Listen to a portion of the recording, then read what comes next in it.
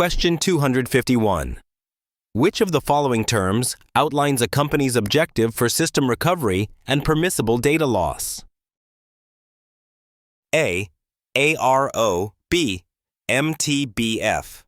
C. MTTR. D. RPO. Correct answer. D. RPO.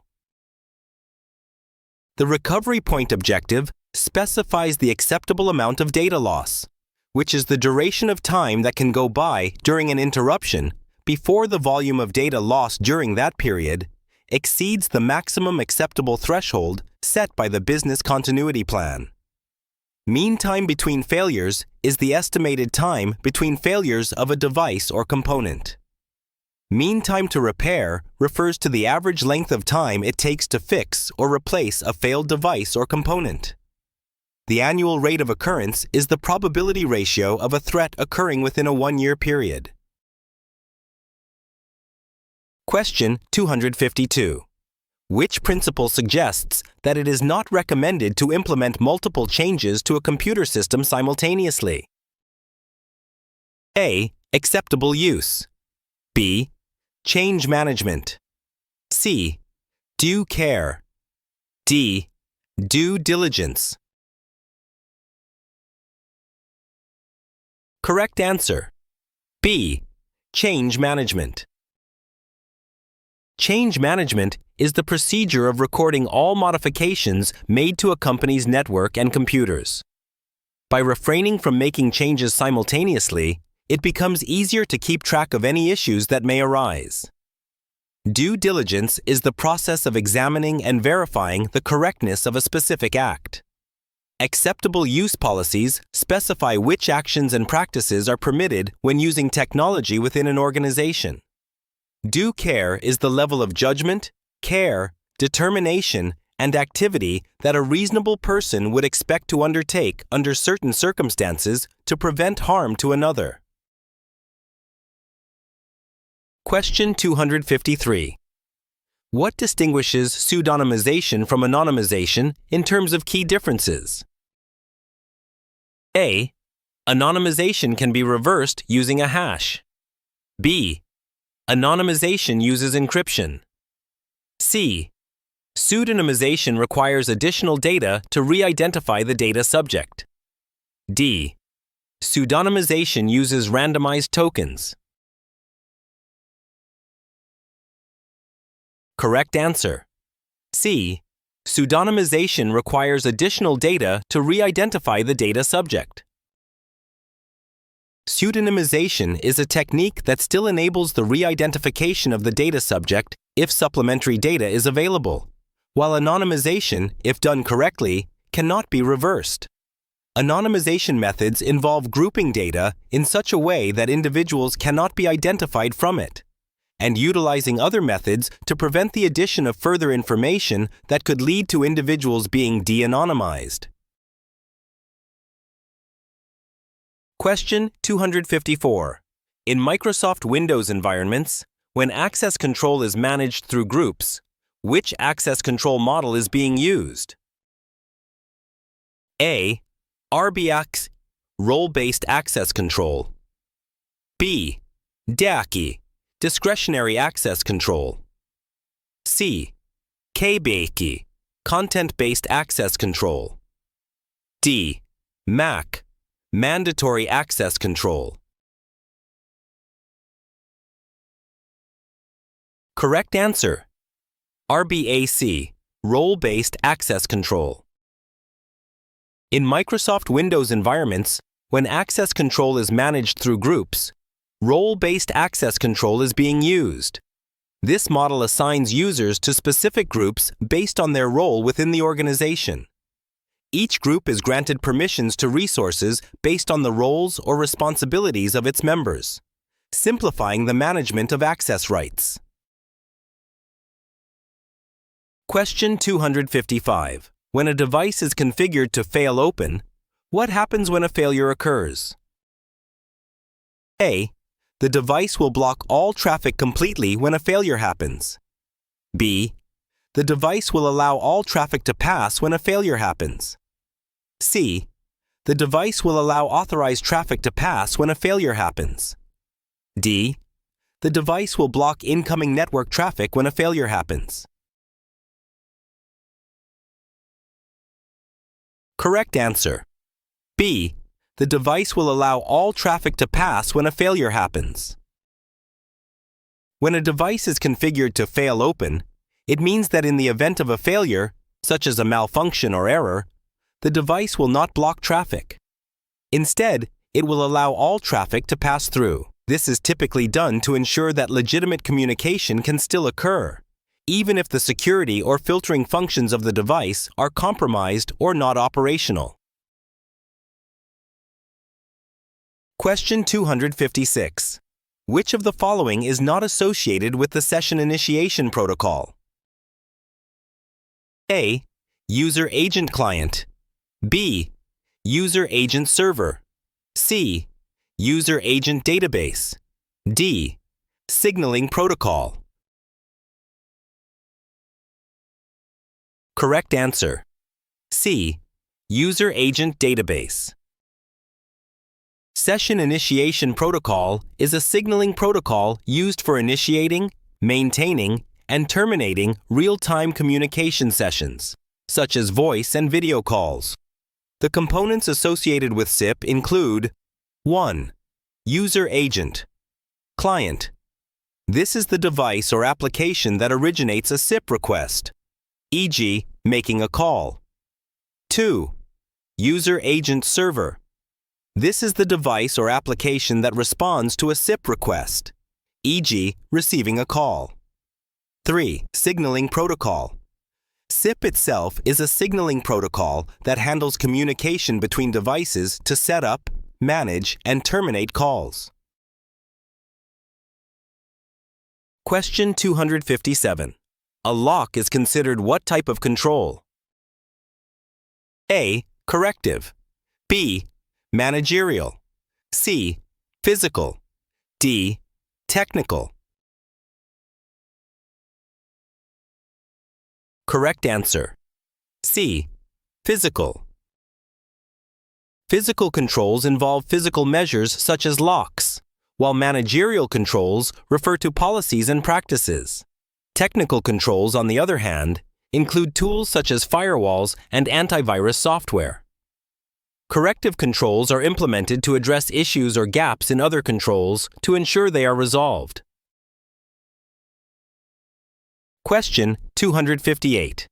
As an IT administrator for a company, you are incorporating new employees into the organization's identity and access management system. Which of the following terms most aptly characterizes the procedure you are undertaking? A. Adverse action. B. Job rotation. C. Offboarding. D. Onboarding. Correct answer. D. Onboarding. Onboarding pertains to the process of integrating an employee into a company's identity and access management system, while offboarding involves removing an employee from the company's identity and access management system. Adverse action refers to an official personnel action that is taken as a disciplinary measure.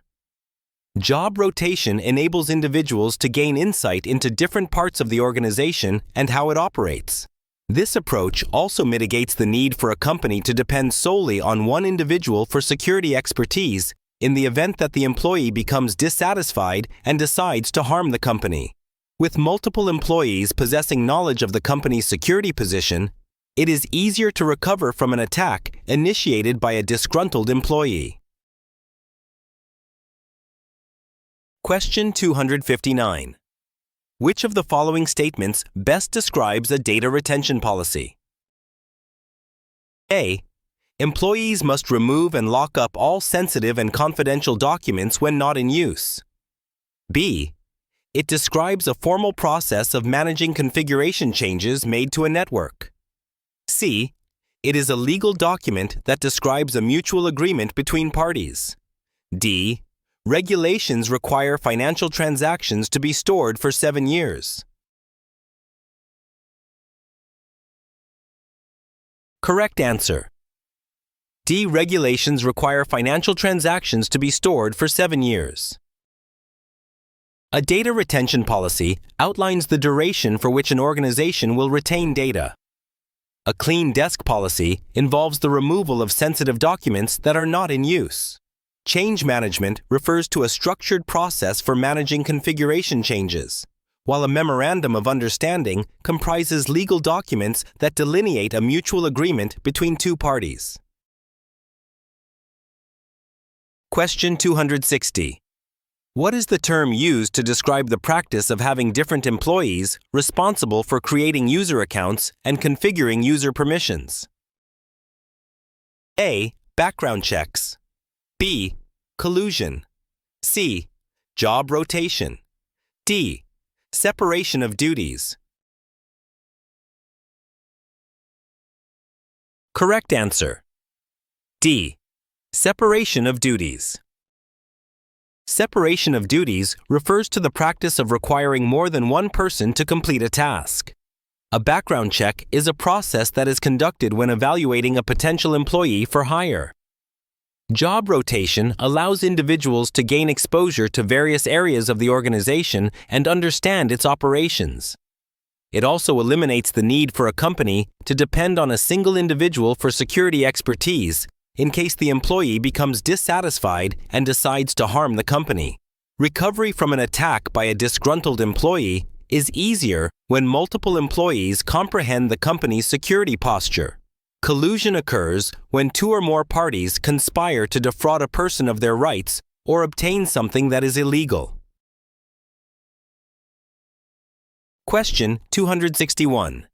Ethan wants to restrict access to a federated service that uses single sign-on based on user attributes, group membership, and the federation member the user is logging in from. Which of the following options is most appropriate for his needs? A. Access policies. B. Account auditing. C. Geolocation. D. Time-based logins. Correct answer. D. Time-based logins. Access control rules are created to either permit or deny access based on certain criteria, such as user attributes, group membership, and the federated service the user is logging in through. In a federated identity management system, these rules can be set up to consider these factors, ensuring that users are only able to access the resources or services they are authorized to use, depending on the context of their login. Question 262.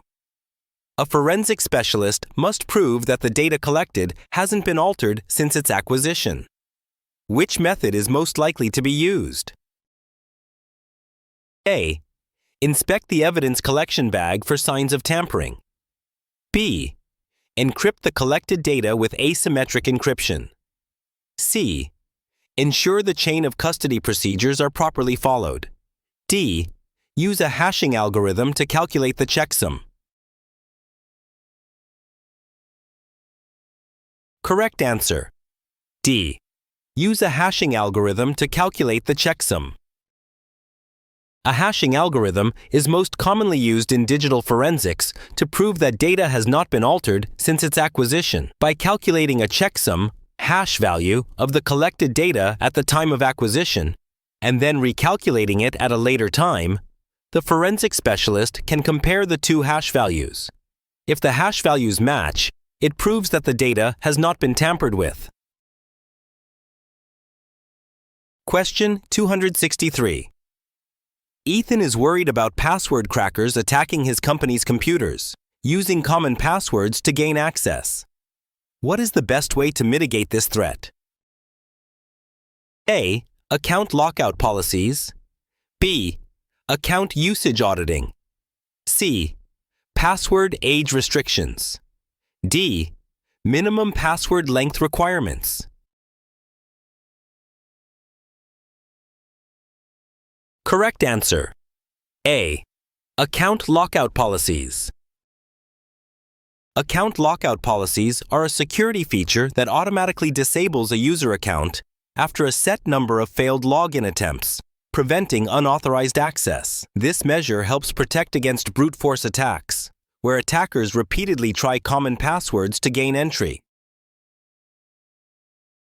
Question 264. What important aspect of regulations, such as the European Union's General Data Protection Regulation, prompts organizations to incorporate them into their comprehensive risk posture evaluation? A. Potential fines. B. The likelihood of occurrence. C. Their annual loss expectancy. D. Their recovery time objective. RTO. Correct answer. A. Potential fines. Penalties resulting from violations of regulations such as the General Data Protection Regulation can severely impact an organization and may even lead to its closure.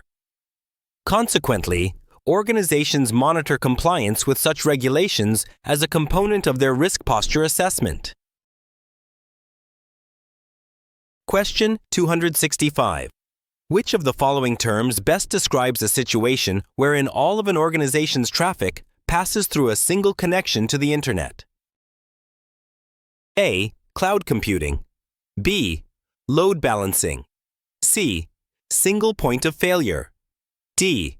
Virtualization. Correct answer. C. Single point of failure. A single point of failure refers to a single vulnerability that can cause an entire system to fail and render it inoperable. Cloud computing involves providing hosted services through the Internet. Load balancing involves distributing traffic or other loads among multiple systems or servers. Virtualization entails utilizing a system to host virtual machines that share underlying resources like RAM, CPU, and hard drive. Question 266. Which of the following factors is used to determine asset value? A. The cost to replace the item. B. The depreciated cost of the item. C. The original cost of the item. D. Any of these based on organizational preference.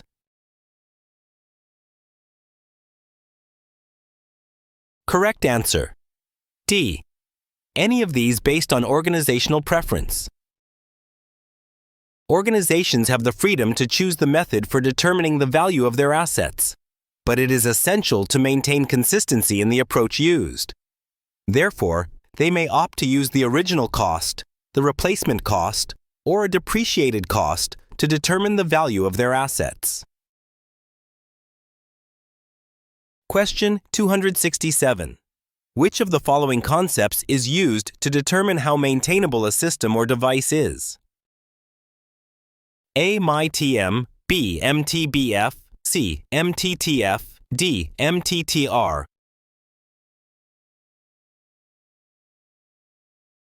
Correct answer. D. MTTR. The average time required to repair a system or device in the event of a failure is referred to as the mean time to repair.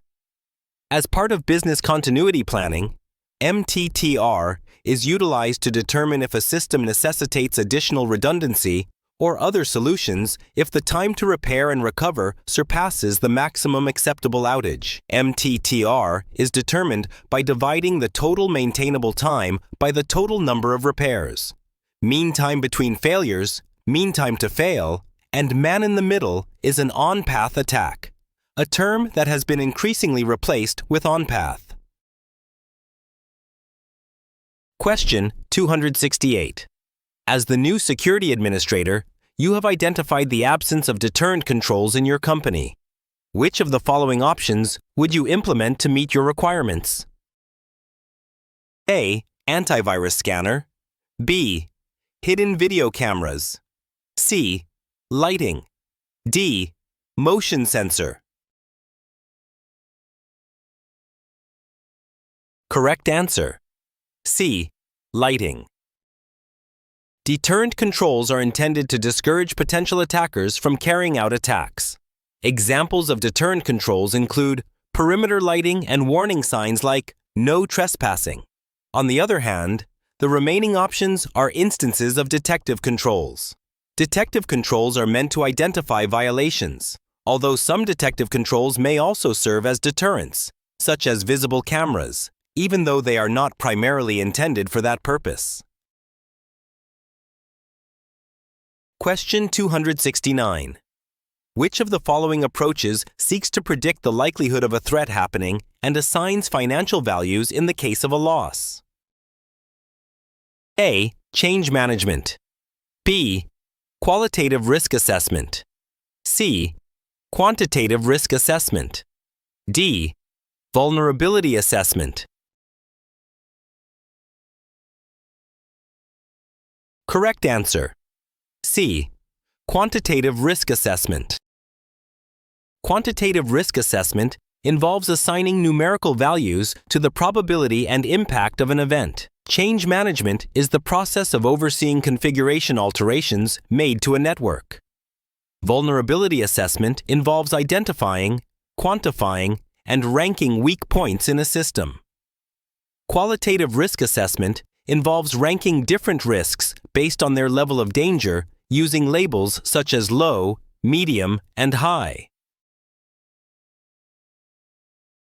Question 270. Which of the following rights is not part of the GDPR?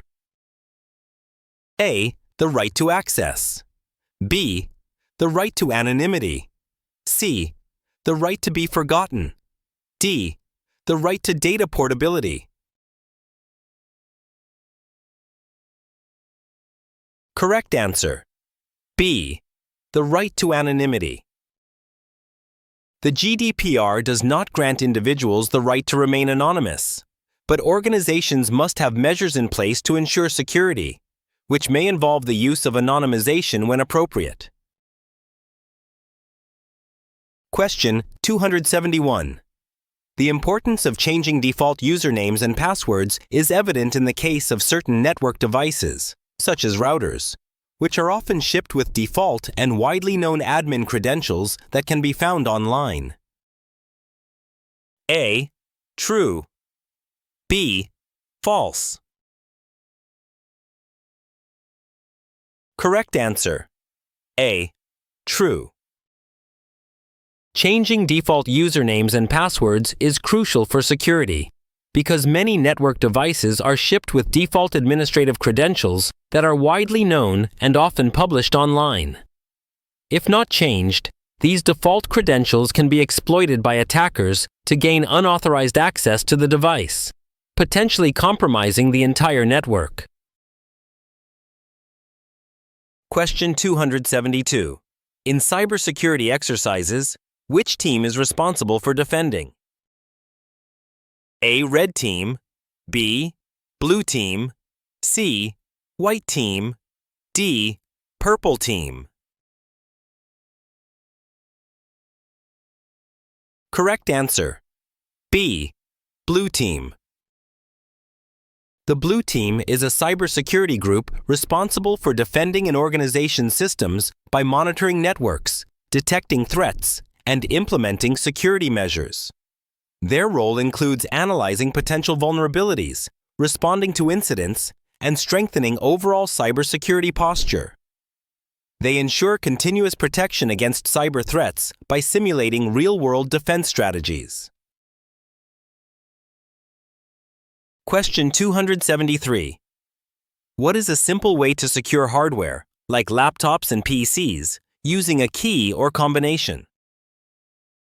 A. Padlock. B. Cable locks. C. Keypad. D. Rope. Correct answer. B. Cable locks. Cable locks are physical security devices used to secure laptops and PCs by attaching them to an immovable object using a key or combination lock. These locks prevent unauthorized removal of the hardware, making them an effective and simple security measure in offices, schools, and public spaces. Question 274. What type of topology is used by an ad hoc wireless network? A. Bus. B. Point to multipoint. C. Point to point. D. Star. Correct answer. B. Point to multipoint. A point-to-point topology is a network configuration where devices communicate directly with each other without requiring a central access point. It is commonly used in ad hoc wireless networks, enabling decentralized and temporary connections for peer-to-peer communication, file sharing, or emergency networking scenarios. Question 275. In the grandfather-father-son backup plan, which backup is considered the most recent? A. Grandfather. B. Father. C. Son. D. None of the above. Correct answer. C. Son. In the grandfather-father-son backup plan, the son backup is the most recent and typically represents daily backups. The father corresponds to weekly backups, and the grandfather refers to monthly backups. This hierarchical system ensures multiple levels of redundancy to safeguard data across different time frames. Question 276. Alex is a security advisor for his company. All users need to connect to an FTP server for data exchange. Since FTP is an insecure protocol, which of the following protocols should he use instead? A. DNS. B. HTTP. C. TFTP. D. SFTP. Correct answer. D. SFTP. SFTP, Secure File Transfer Protocol, is a secure version of FTP that uses SSH, Secure Shell, to encrypt data transmission, ensuring confidentiality and integrity. It is the recommended protocol for securely exchanging data over a network, protecting against eavesdropping and unauthorized access. Question 277. Which of the options below is not a possible classification of human-made disaster? A. Fires. B. Hurricanes. C. Oil spills. D. War. Correct answer. B. Hurricanes. Fires, oil spills, and wars are all examples of human-made disasters, whereas hurricanes are strictly classified as natural disasters. Some disasters can be attributed to either natural or human causes. For instance, fires and floods can be caused by either humans or natural phenomena, and even chemical spills can occur as a result of both human actions or natural disasters such as earthquakes. Question 278. What is social media network's most pressing security concern? A. Employees can express their opinions about their company. B. Employees can leak a company's confidential information. C. Other users can view your IP address. D. Other users can view your MAC address.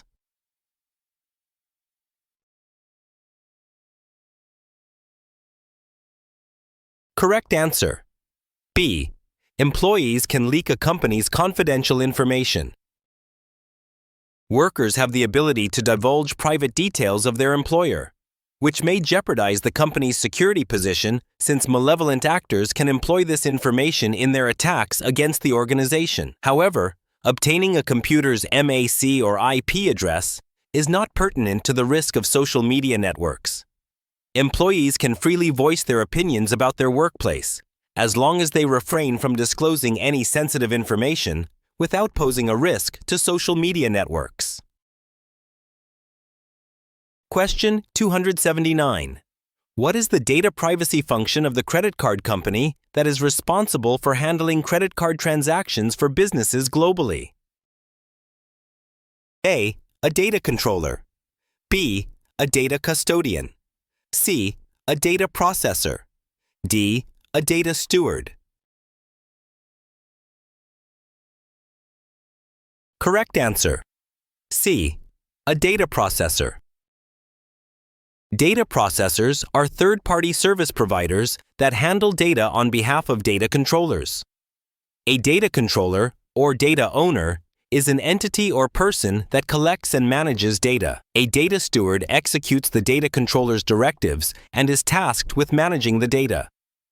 Data custodians are responsible for safeguarding, storing, and managing data entrusted to them. Question 280. What is the term used to refer to a comprehensive list of an organization's risks, which contains information about the risk's rating, remediation plan, current status, and the individual responsible for overseeing or addressing the risk? A. ADSS. B. A risk register. C. A risk table. D. An SSAE. Correct answer. B. A risk register. Risk registers are records that organizations use to monitor and control risks, containing information about the responsible person, risk details, and other relevant data. While Statement on Standards for Attestation Engagements are audit reports, Payment Card Industry Data Security Standard is a security standard specifically designed for credit card operations. Risk table is not a widely used industry term. Thank you for watching. If you found this helpful for you, don't forget to like, drop a comment, and subscribe for more practice questions and tips.